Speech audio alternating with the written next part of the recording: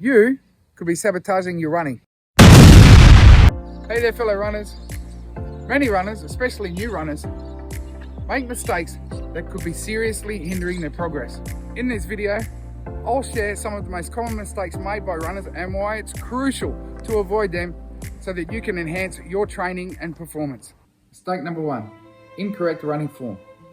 Incorrect running form can put unnecessary strain on your joints and muscles, leading to injuries. Shuffling your feet or overstriding can place impact and stress on your running chain.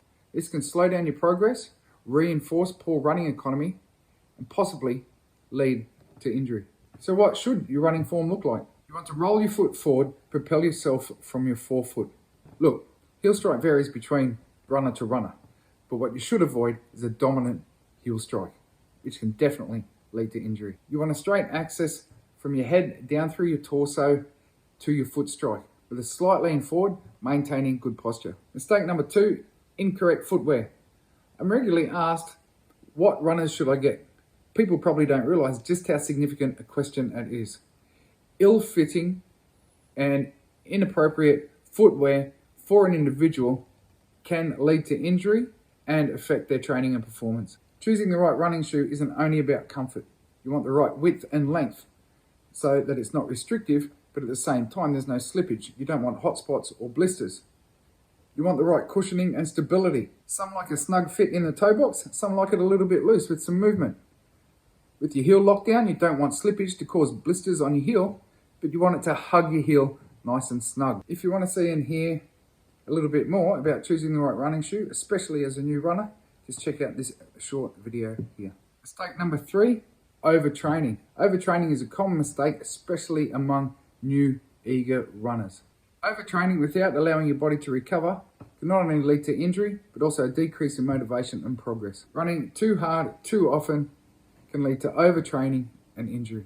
You might think you're making progress, but what you're actually doing as a new runner is you're learning to tolerate the effort that's required as you run. Around 80% of your running should be at an easy conversational pace. Remember, keep your easy runs easy and your hard runs hard. If you want to know more about how to keep your easy runs easy, just check out this short video. Mistake number 4, undertraining. When it comes to training load, overtraining is not the only mistake runners can make, especially new runners. Often, we don't run often enough. Undertraining can lead to a lack of progress and motivation due to the lack of progressive overload that's required to make progress. You need to build a consistent progressive training overload to stimulate gains in your running. This could be why you're not making any progress in your running. Progressive overload is an increase of intensity. This can be done by increasing the amount of time you spend on your feet or the efforts in your running sessions.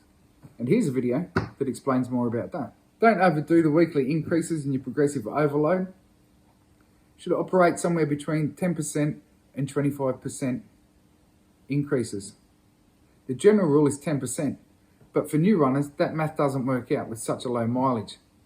So of course, as you increase your mileage, you can also look at lowering that amount of increase down to 10% over time in your running journey. Mistake number 5, neglecting strength work. Runners can often view resistance training as a separate discipline from running. This shouldn't be the case. As a result, we neglect strength work. The right strength training routine for runners can be a real game changer and optimize their running. Performance and training plateaus or injuries can often be an indication of a lack of strength somewhere in the running chain.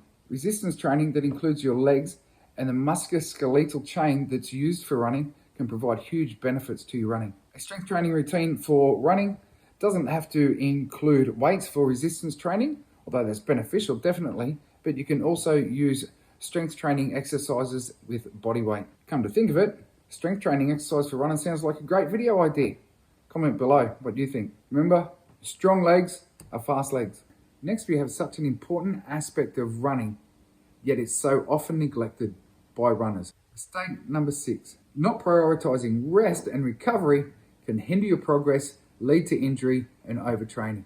Sleep should be your number 1 recovery tool.